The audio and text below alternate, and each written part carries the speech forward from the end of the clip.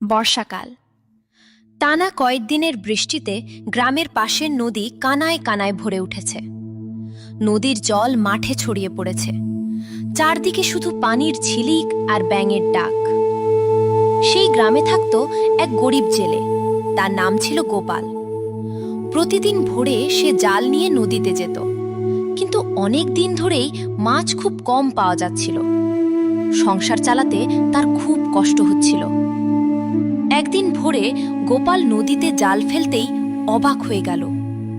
বর্ষার স্রোতে বড় বড় কাতলা, রুই আর মৃগেল মাছ জালে ধরা পড়ল। আনন্দে তার চোখে জল এসে গেল।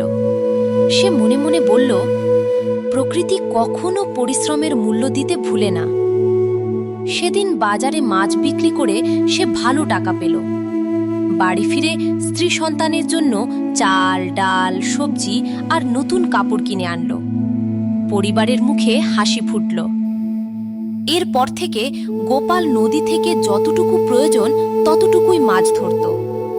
ছোট মাছগুলো আবার নদীতে ছেড়ে দিত, যাতে ভবিষ্যতেও নদীতে মাছের অভাব না হয়। গ্রামের মানুষ গোপালের এই কাজ দেখে খুব খুশি হল।